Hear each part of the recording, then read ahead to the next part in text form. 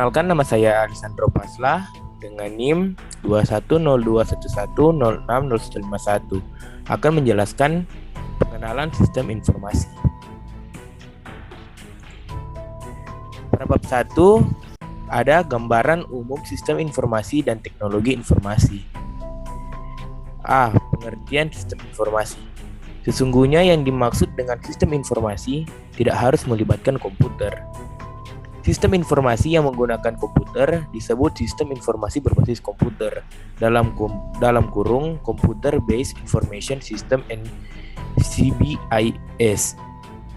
Ada beragam definisi sistem informasi, yaitu sistem informasi adalah kombinasi antara prosedur kerja, informasi, orang, dan teknologi informasi yang diorganisasikan untuk mencapai tujuan dalam sebuah organisasi. Sistem informasi adalah kumpulan perangkat keras dan perangkat lunak yang dirancang untuk mentransformasikan data dalam bentuk yang lebih berguna. Sistem informasi adalah sebuah rangkaian prosedur formal di mana data dikelompokkan, diproses menjadi informasi dan didistribusikan kepada pemakai. Sebuah sistem informasi mengumpulkan, memproses, menyimpan, menganalisis, dan menyebarkan informasi untuk tujuan yang spesifik. Sistem informasi adalah kerangka kerja yang mengkoordinasikan sumber daya dalam kurung manusia komputer untuk mengubah masukan dalam kurung input menjadi keluaran dalam kurung informasi guna mencapai sasaran-sasaran perusahaan. B. Teknologi informasi.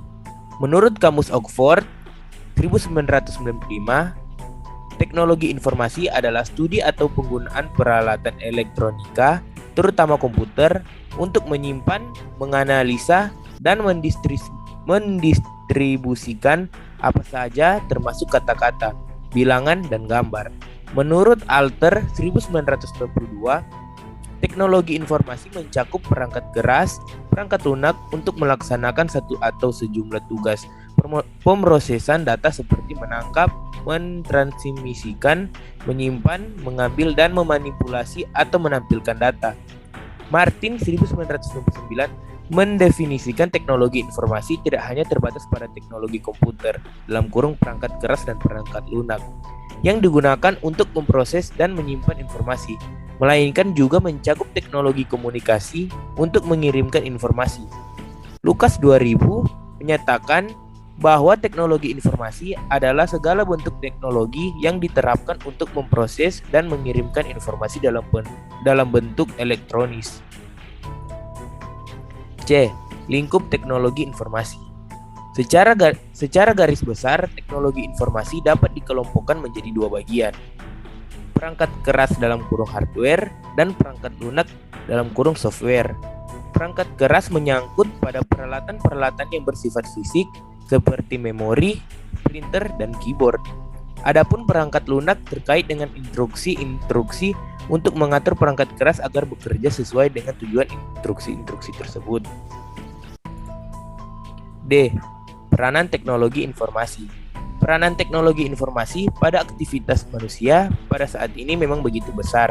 Teknologi informasi telah menjadi fasilitator utama bagi kegiatan-kegiatan bisnis, memberikan andil besar terhadap perubahan-perubahan yang berdasar pada struktur, operasi, dan manajemen organisasi. Berkat teknologi ini, berbagai kemudahan dapat dirasakan oleh manusia. E. Kecenderungan teknologi informasi terhadap sistem informasi. Menurut Alter 1992, ada banyak sisi yang mengalami perkembangan dengan cepat, tetapi ada juga yang masih tertinggal.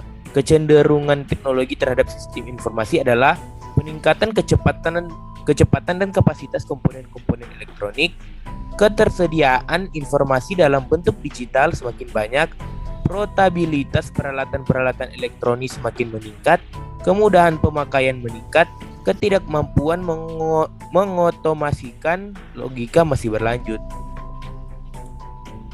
Bab 2. Konsep dasar informasi. A. Data dan informasi.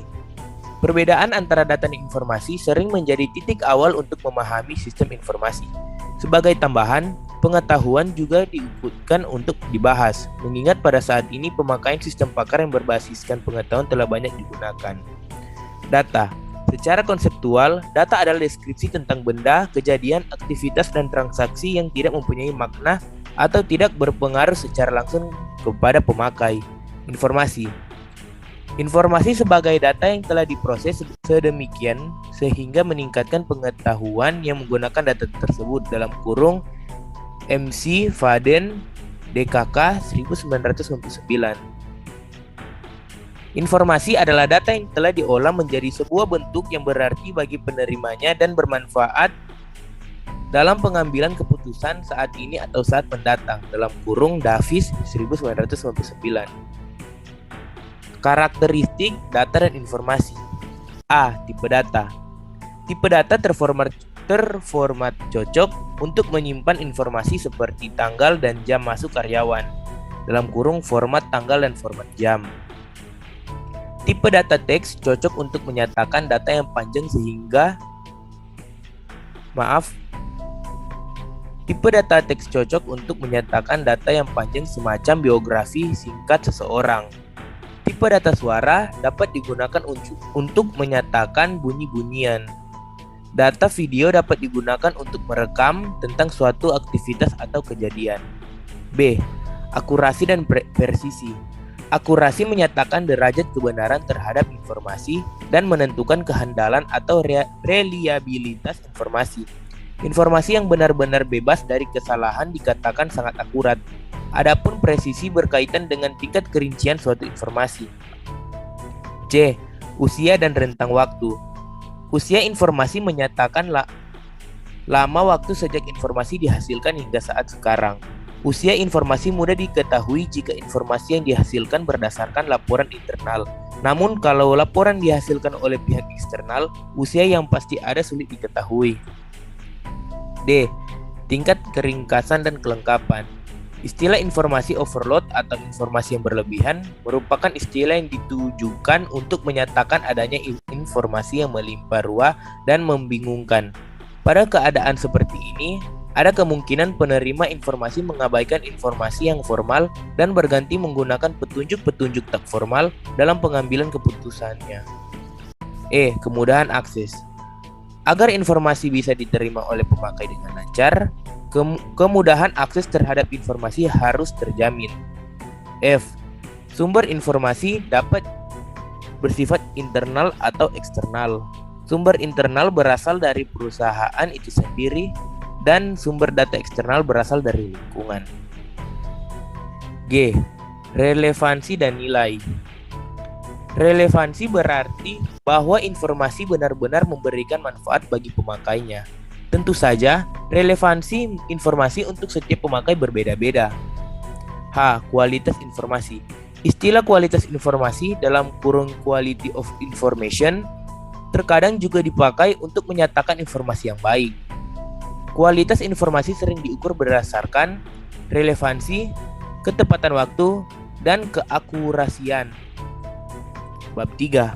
Konsep dasar sistem dan komponen sistem informasi. 1. Sistem. Sistem adalah sekumpulan elemen yang saling terkait atau terpadu yang dimaksudkan untuk mencapai suatu tujuan. Ada beberapa elemen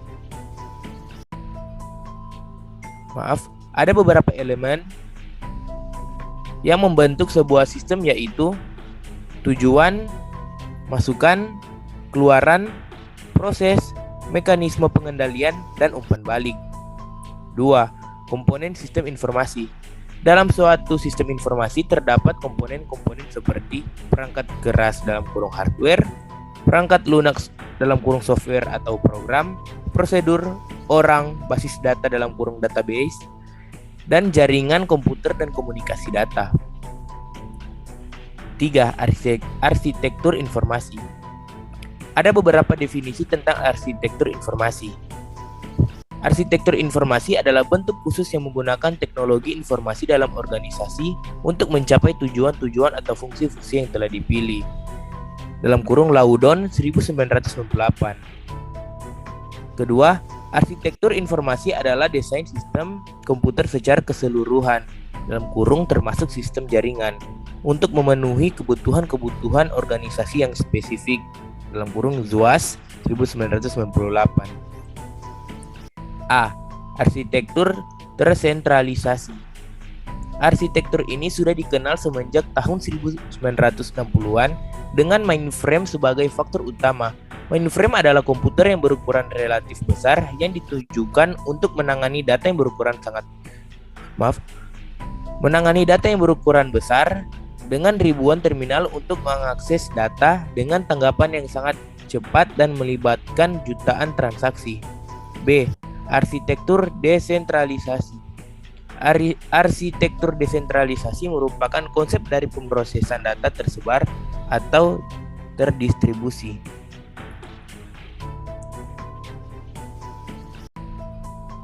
Sekian dari presentasi saya, diucapkan terima kasih.